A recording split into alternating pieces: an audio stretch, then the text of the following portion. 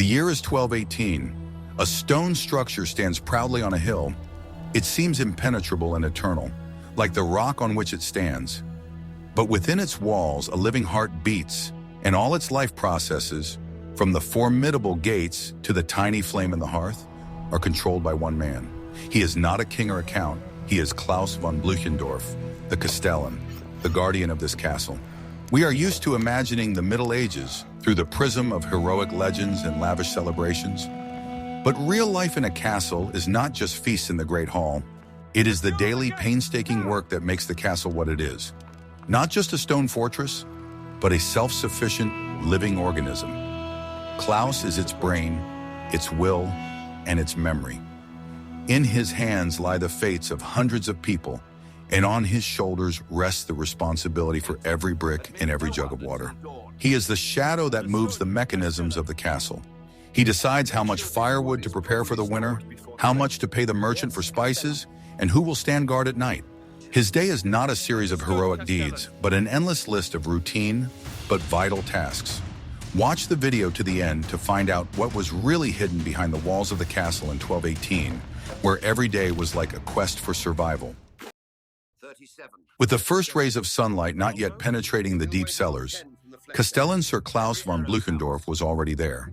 His day, like any other, began not with a cup of hot tea, but with an inspection of the estate's supplies.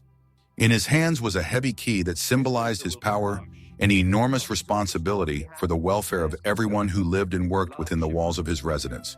Every day he went around the storerooms, checking every barrel and every sack. This was not just a routine inspection, but a vital ritual that guaranteed survival.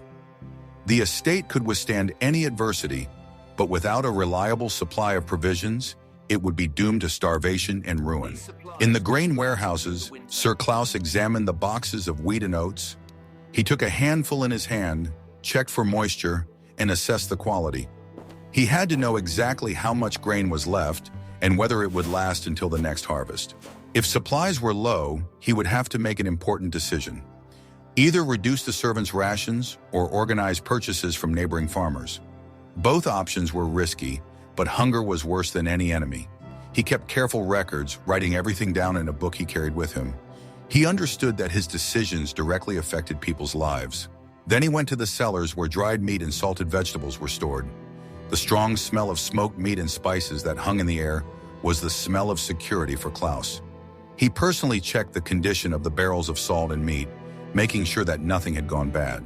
Salt was a very valuable commodity at the time, and its supplies were strictly guarded, like other provisions.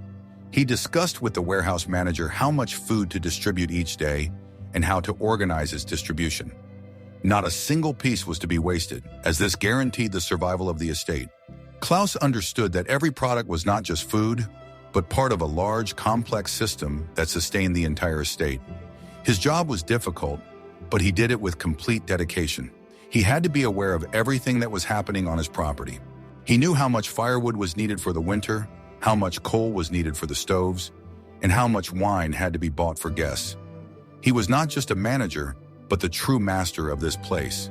His decisions affected the lives of dozens of people, and he understood this well, bearing the enormous burden of responsibility for the welfare of everyone. He was responsible not only for food, but for everything related to life on the estate. He personally supervised the laundry, where the feudal lord's clothes were washed, and the condition of the garden. He was strict but fair, and his word was law. He understood that it was only thanks to his efforts that the estate flourished and the feudal lord could enjoy life in peace, trusting completely in his wise management and inexhaustible care for every aspect of life. Every day he faced new problems that needed to be solved. Sometimes these were problems with suppliers, sometimes with workers, and sometimes with the weather. But he never gave up because he knew that the life of the entire estate depended on him. His work was difficult, but he did it with complete dedication. He was willing to do anything to protect his people. He understood that his power was not only a privilege, but also a huge responsibility. He was ready to carry it to the end, considering the well-being of his home, his personal mission, and life's work. What food would you store for emergencies if you were managing a castle in 1218? Share your answers in the comments. In 1218, in the age of knights and feudal wars, Life in the castle continued as usual. Leaving the cool cellars, Castellan Sir Klaus von Bluchendorff ascended to his chambers. His clothes were simple and functional. He did not wear gold-embroidered robes, which were a symbol of the Lord's power. His tunic was made of thick cloth, and his cloak was made of coarse wool. Such clothing was practical and warm, protecting against the cold and wind, and could be worn every day. Klaus did not spend much time on his wardrobe. He had other concerns. He was responsible for the wardrobe of the Lord and his family. He regularly checked the condition of their clothes, making sure they were clean and ready to wear. Special servants looked after the Lord's clothes, but Klaus personally supervised their work. He knew that the Lord's appearance was his status, and it had to be impeccable. For himself, Klaus chose clothes that did not restrict his movements. He walked around the castle a lot, climbing towers and descending into the cellars. His clothes were a kind of uniform that distinguished him from the other inhabitants of the castle. They were a symbol of his position and his responsibilities. In a medieval castle, clothing was not just an item of clothing, but a reflection of social status. The Lord and his lady wore outfits made of expensive fabrics, such as silk, velvet, or fine wool brought from distant lands. Their outfits were decorated with embroidery, fur, and precious stones, emphasizing their nobility and wealth. These outfits were uncomfortable and heavy, but they were a symbol of power. Servants and workers wore clothes made of coarse but durable fabrics, such as linen or wool, which were comfortable and did not restrict movement, allowing them to perform heavy work. The wardrobes were located in the Lord's private chambers. This is where his numerous outfits were kept. The clothes were carefully looked after. They were cleaned, mended, and ironed with hot irons or special ironing boards. There were special servants who dealt only with clothes. There were no large wardrobes in the castle, and clothes were stored in large chests covered with leather or wood, which stood in dressing rooms or bedrooms. Some particularly valuable outfits could be hung on crossbars. Klaus understood that his master's appearance was his responsibility. He had to make sure that they always looked impeccable, that their clothes were clean and ironed. He knew that their appearance affected their reputation, and their reputation was his reputation. He also kept an eye on the servants' clothes. He knew that their clothes had to be clean and neat so that they could perform their duties and prevent the spread of disease. He was strict but fair.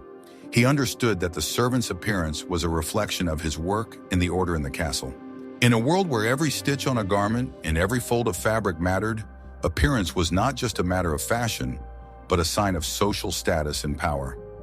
What price did the Castellan pay to maintain this impeccable image in the harsh conditions of the Middle Ages? Let's discuss it further. In 1218, at a time when medicine relied on ancestral knowledge and the power of herbs, health was not just a personal matter, but a question of the well-being of the entire castle. When someone in the castle fell ill, the Castellan, Sir Klaus von Bluchendorff, was immediately summoned. The health of every inhabitant was important for maintaining order and productivity, as every warrior and worker was valuable. The Castellan would immediately go to the infirmary, which was a small room in one of the towers, sometimes adjacent to the chapel.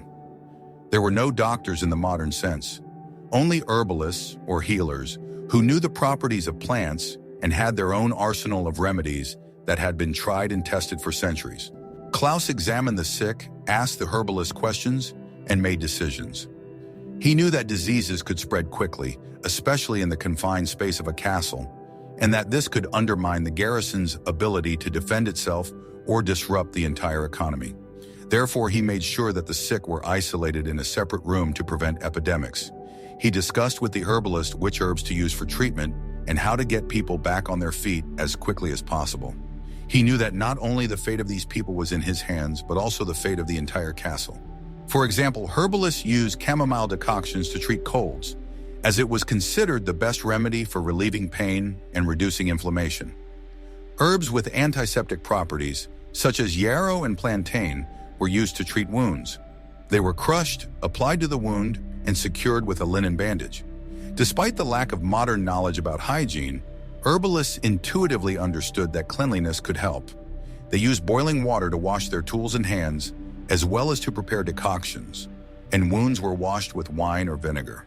Klaus paid special attention to the health of his people. He knew that their work was hard, and that they often suffered injuries during training or construction work. He made sure that herbalists always had the necessary herbs gathered in the fields or in the castle garden so that they could provide first aid. He also monitored the diet of the sick to ensure they received enough nutrients to recover, such as meat broth or fresh bread.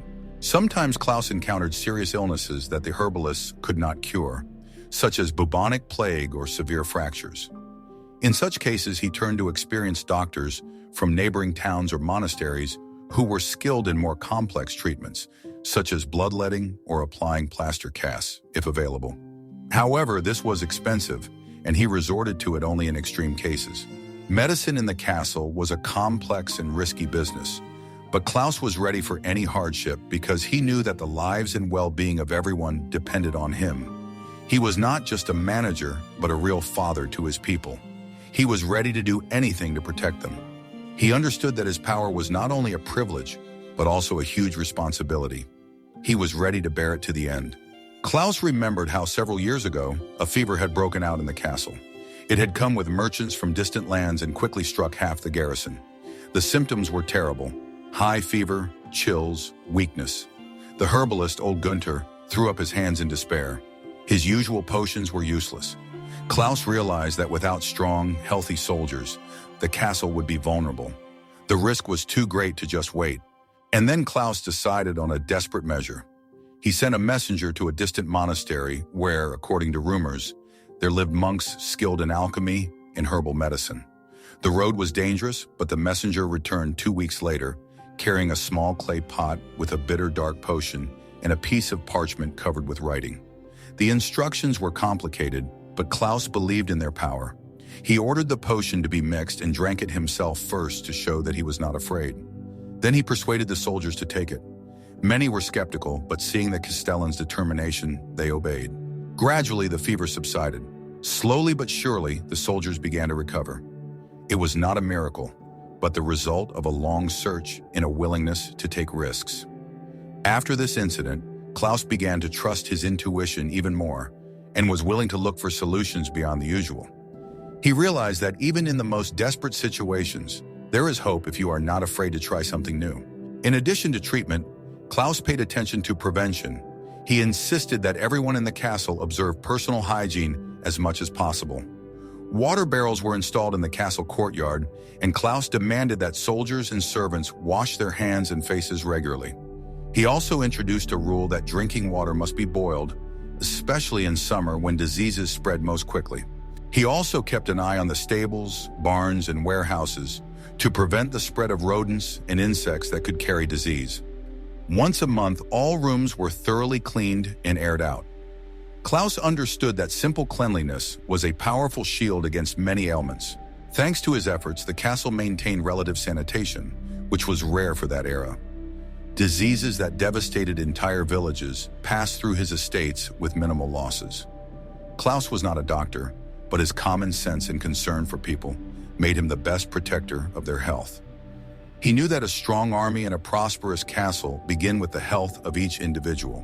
What do you think were the most unusual or even dangerous methods of treatment used in a medieval castle when life hung in the balance? Watch this video to the end to find out. In 1218, at a time when castles were not just dwellings, but symbols of power and protection, heating and lighting were not just conveniences, but vital elements. The castle was built of stone, which retained the cold well, so it was impossible to live there without heating. The Castellan, Sir Klaus von Blüchendorf, was responsible for this. He was in charge of all resources and personally checked the wood supplies. He knew that there had to be enough wood for the whole winter, and he couldn't afford to be wasteful. Klaus made sure that the firewood was dry and stored properly. He gave orders on how much firewood to prepare for the day and how much to leave for the night. He also made sure that the firewood was distributed among all the fireplaces so that every inhabitant of the castle could keep warm. Not all rooms were heated, only the main halls and private quarters. Cold corridors and unheated rooms were commonplace. Lighting in the castle was even more complicated. During the day, light entered the rooms through narrow arrowhead windows, which were only glazed in rare, rich castles, or covered with parchment. But at night, the castle was shrouded in complete darkness. Candles, which were very expensive and oil lamps or bowls of fat were used for lighting. Candles made from wax or animal fat were worth their weight in gold and were only used on special occasions or in the Lord's chambers. Klaus was also responsible for this. He personally checked the oil or animal fat supplies, made sure the lamps burned evenly, and that the torches did not smoke too much. This was important not only for safety, to prevent fires, but also to maintain morale. Darkness could cause anxiety and a feeling of vulnerability. Klaus understood that lighting was not just light, it was a symbol of hope. When the castle was shrouded in darkness, people felt vulnerable to the dangers of the night and their enemies. But when the lights were on, they felt relatively safe and comfortable. Klaus made sure that the lights were on in the Great Hall, where people gathered, in the main corridors so that no one would trip, and on the walls, torches on the outer walls and in the inner courtyards, so that enemies or unwanted visitors could be seen. He was strict but fair. He understood that his job was not only to govern, but also to care for the people. He was willing to do anything to protect them. He understood that his power was not only a privilege, but also a huge responsibility. He was prepared to bear it to the end. The castle also used coal, mainly charcoal, but it was very expensive and used sparingly, sometimes for the smithy or on particularly cold days. It was only used for the fireplaces in the Lord's private quarters and those of his family. Klaus made sure that the coal was of good quality and that there was enough for the whole winter. He was responsible for everything that happened in the castle, and he did his job with complete dedication. Imagine what the castle looked like when the last rays of the setting sun disappeared behind the walls, and only the flickering light of candles dispelled the darkness. What secrets do you think could be hidden in those shadows? Castellan Sir Klaus von Blüchenorf, like any man of his position, understood that art and culture were not mere decorations. They were a way of glorifying the Lord and his power, demonstrating his piety and influence. The Castellan was not an artist but a patron. He commissioned tapestries for the Great Hall, depicting the exploits of the Lord and the history of his family, scenes from the Bible, or mythological subjects. He ensured that they were skillfully woven by skilled weavers and that their subjects were understandable to all. In 1218, art was closely linked to religion and the glorification of feudal power. Lords competed with each other in the luxury of their castles and churches, which they sponsored. Klaus was responsible for ensuring that his lord's castle was not inferior to others. He hired the best craftsmen and artisans who created masterpieces from wood, stone, and metal. He knew that every tapestry, every statue, or wood carving was an investment in his lord's reputation. He was also responsible for the condition of the chapel. He hired fresco painters and stained glass artists to decorate the walls with scenes from the lives of saints or biblical stories, and made sure the work was done on time. For Klaus, art was part of state propaganda and religious education. It was intended to inspire respect and reverence for authority and faith. He knew that beautiful frescoes and icons could make a strong impression on people. In addition to paintings and sculptures, the castle had libraries where manuscripts and books were kept. Klaus was responsible for their condition. He hired scribes, monks or secular copyists, to copy old books by hand and bookbinders to restore damaged volumes. Each copy was valuable, sometimes worth a fortune. He knew that books were treasures that needed to be preserved. They contained not only religious texts, but also scientific treatises, for example, on astronomy or medicine, philosophical works, and poetry collections. Klaus loved to read himself, and he spent a lot of time in the library studying books written in Latin or the vernacular. Music was also an important part of life in the castle. The Lord had his own minstrels, troubadours, and jesters who played at receptions and celebrations. Klaus was responsible for maintaining the musicians.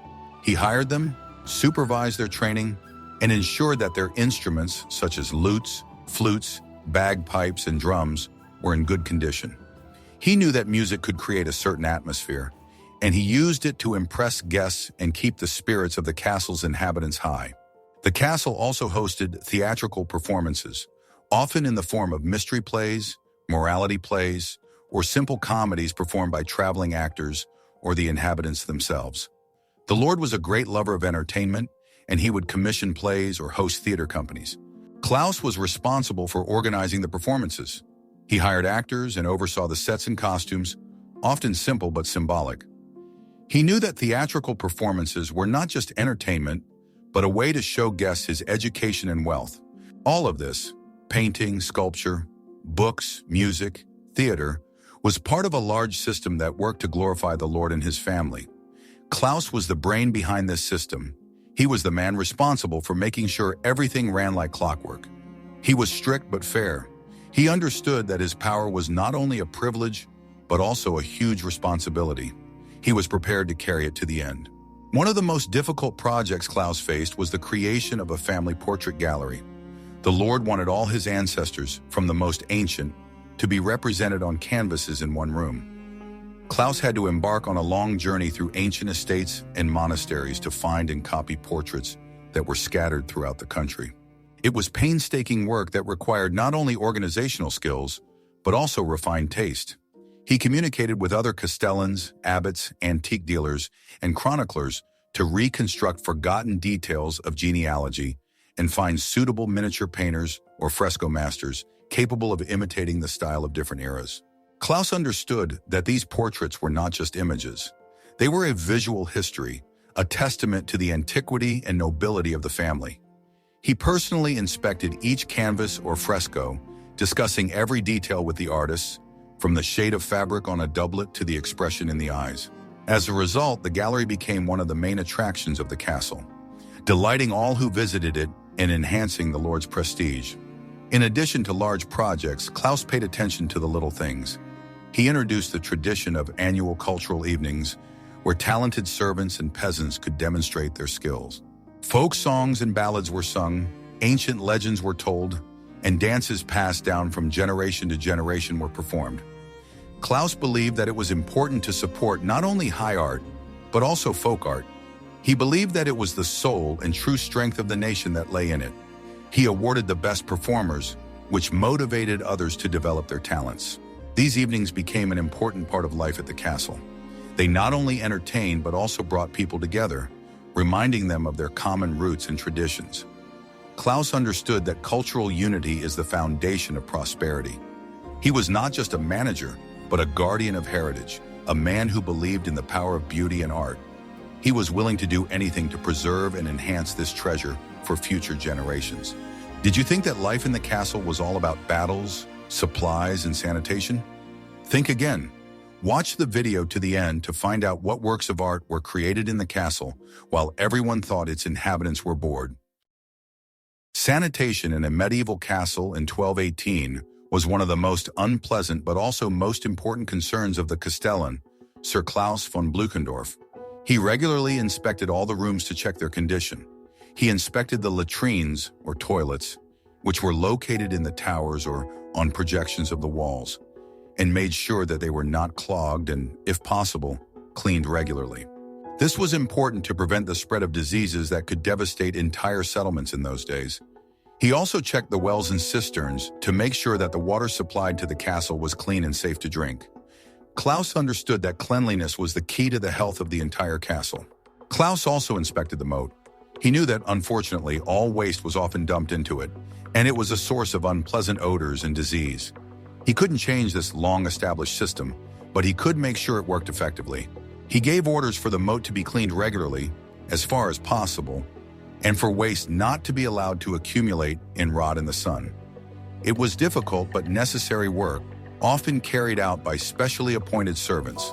Life in the castle was far from the ideas of cleanliness and comfort we are used to today. Although some ideas about hygiene already existed in 1218, most castles continued to use the old methods.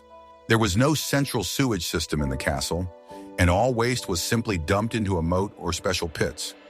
This not only created an unpleasant smell, but was also a source of disease, as it attracted rodents and insects. Klaus understood that the health of the castle's inhabitants depended on his ability to maintain order. He knew that even a single illness could quickly spread and undermine the working capacity of the entire garrison and servants. Therefore, he was very attentive to detail. He made sure that the latrines were cleaned regularly and that waste was removed. He also ensured that the water from the well and the rainwater in the cisterns was clean. He regularly checked it for contamination and gave orders for the well to be cleaned when necessary. In addition, Klaus monitored the personal hygiene of his servants. He gave orders for them to wash their hands and faces regularly using rainwater or water from the well.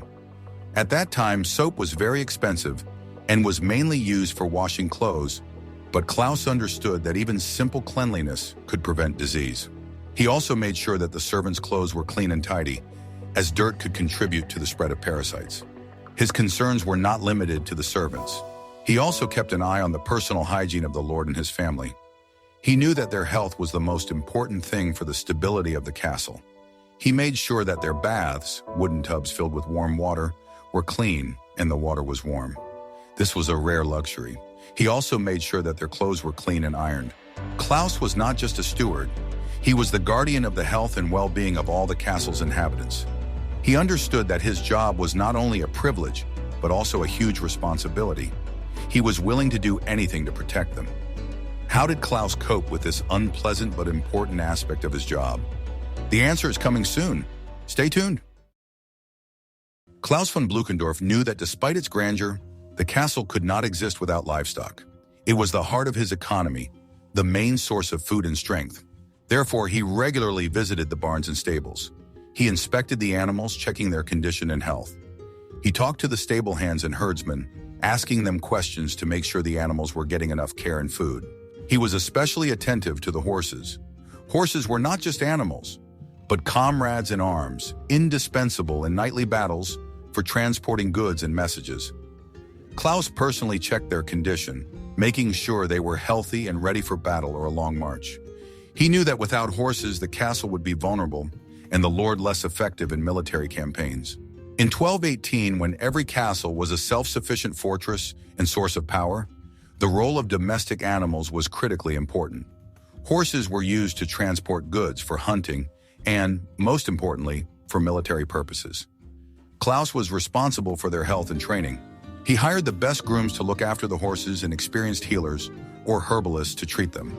He knew that war horses were very expensive and valuable assets, and he could not afford to lose any of them. Cows and sheep were also important. They provided milk, meat after slaughter, and wool, which was used for clothing. Klaus made sure they were healthy and fed enough hay and pasture grass. He communicated with the shepherds who looked after them in the pastures and with the milkmaids who milked the cows. He knew that the life of the entire castle, its food security, depended on their work. Pigs, chickens, and ducks were also important sources of food. Pigs were raised for meat, bacon, ham, while chickens and ducks provided eggs and meat. Klaus made sure they were fed table scraps and grain, and that they were healthy. He knew that meat and eggs were important sources of protein, especially in the winter months, and he couldn't afford to lose any of these birds or animals. Klaus understood that his job was not limited to managing people. He was also responsible for the animals that lived in the castle. He was strict but fair. He understood that his power was not only a privilege but also a huge responsibility. He was prepared to carry it to the end. He knew that animals were not just property, they were part of his life. He loved them and cared for them. He was willing to do anything to protect them. He understood that his job was not only about management, but also about care. Klaus was a visionary and understood that breeding livestock required not only daily care, but also a strategic approach. He was convinced that improving the breeds was essential for the castle to prosper. He spent a lot of time studying the characteristics of different breeds of livestock, exchanged experiences with neighboring estates, and even sent his people to fairs to purchase the best breeding animals. As a result, his herd included cows with higher milk yields and sheep with better quality wool. He spared no expense, knowing that such an investment would pay off handsomely. He introduced a special training and feeding system for horses. War horses were the pride of the castle, and their condition was directly linked to the castle's defensibility. He made sure that each horse received a balanced diet consisting of oats, hay, and bran. He personally checked the horseshoes and harnesses to avoid injuries. The stables were always kept perfectly clean, and an experienced veterinarian, or a groom with medical knowledge, regularly examined the animals. Klaus knew that the loss of even one horse in battle could cost the lives of his soldiers. In addition to large animals, Klaus also paid attention to the poultry yard. He established strict control over the diet of chickens, ducks, and geese, as well as the cleanliness of the premises where they were kept. This allowed for more eggs and better quality meat. Klaus understood that food security was the foundation of the castle's stability. Another important aspect was the rational use of all resources. Nothing was to go to waste. Sheep's wool was used to make clothes for servants and soldiers, animal skins were used to make shoes and saddles, and manure was used to fertilize the fields. He introduced a record-keeping system to know the exact number of each type of livestock and to plan its breeding, recording everything in his ledgers. Klaus was convinced that every animal, from war horses to little chickens, played a role in the grand scheme of the castle. He was not just a manager, but a true guardian, caring for every living creature. His strictness was not born of cruelty, but of a desire to preserve and multiply what had been entrusted to him. He was willing to do anything to ensure the prosperity of the castle and the well-being of its inhabitants, both human and animal. His work was an example of how, even in difficult times, success can be achieved if one approaches the task with intelligence, care, and responsibility. In 1218, when every castle was a potential target for enemies or neighboring feudal lords, defense and maintaining order were a matter of survival. For Castellan Sir Klaus von Bluchendorff, this remained his primary responsibility. His day began not simply with an inspection of the fortress walls, but with an inspection of the entire security system. He climbed the highest towers which offered a view of the surrounding area and carefully surveyed the territory.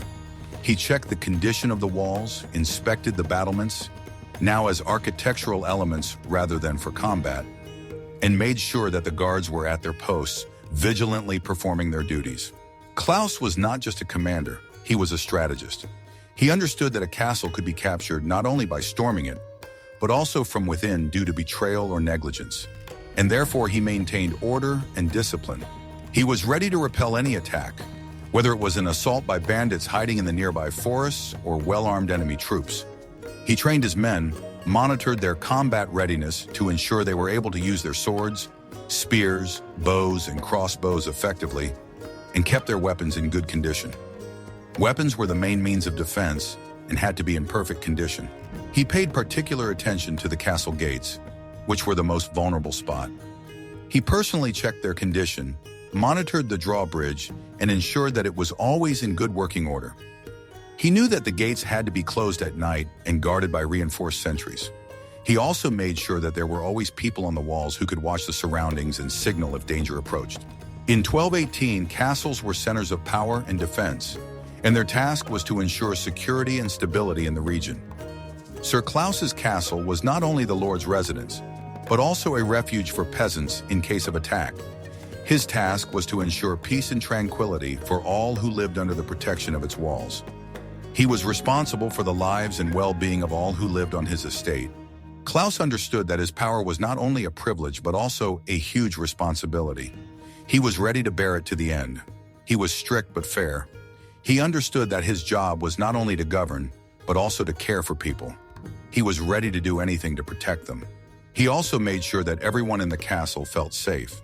He knew that fear could undermine morale, and he did everything he could to keep his people from being afraid. He held regular training sessions and drills so that they would be ready for any situation. He also made sure that everyone knew what to do in case of an attack, where to hide, and how to help defend the castle. He was prepared for any difficulties because he knew that the lives of the entire castle and its inhabitants depended on him. What do you think was the most difficult part of maintaining order in a medieval castle, where every day could turn into an unexpected threat? Every day, Sir Klaus von Bluchendorff was busy with administrative tasks. His office, often a small but functional room with an oak table and parchments, was the heart of the castle, and he spent most of his time there, dealing with all sorts of issues. Klaus met with the warehouse manager to discuss supplies, met with the garrison commander to discuss security and training of soldiers, and listened to reports from other servants responsible for the fields, livestock, or workshops. No issue concerning life in the castle could be resolved without his knowledge and approval. He was the chief judge within the limits of his authority granted by the Lord. He settled disputes between the castle's inhabitants, listened to complaints from peasants and servants, and made decisions according to feudal law and custom. He was fair but strict, and his decisions were not open to discussion in order to maintain order and the authority of the government. He was the guarantor of order and stability.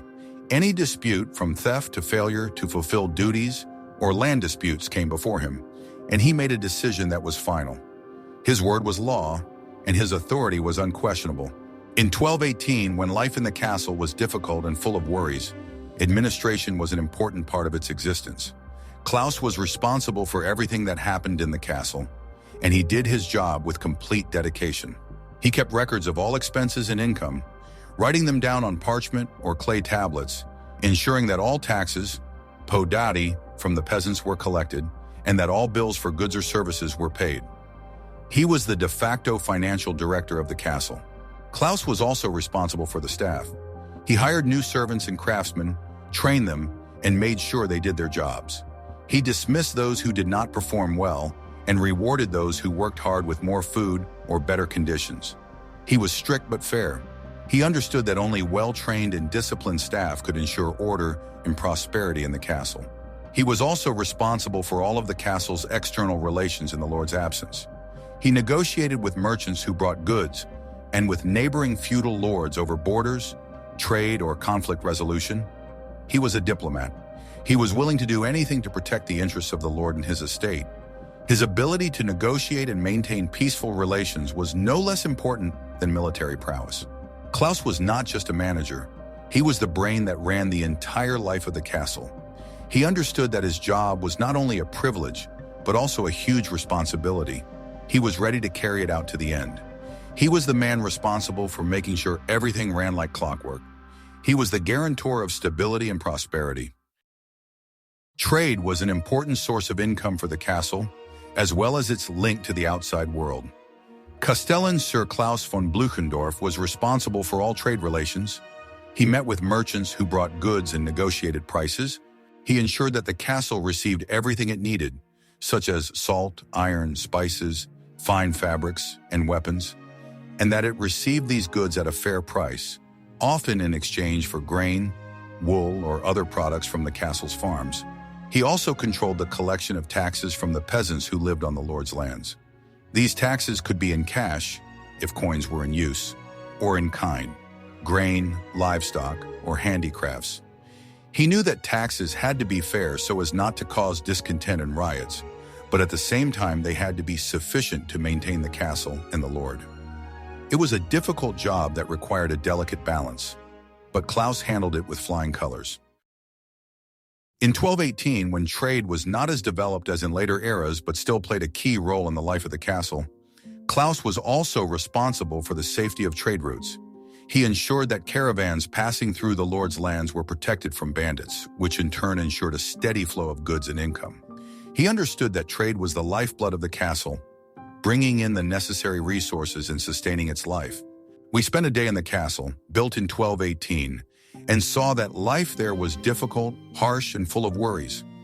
We saw that the castle could not have existed without its castellan, Klaus von Bluchendorff, who was the brain and heart of this stone fortress.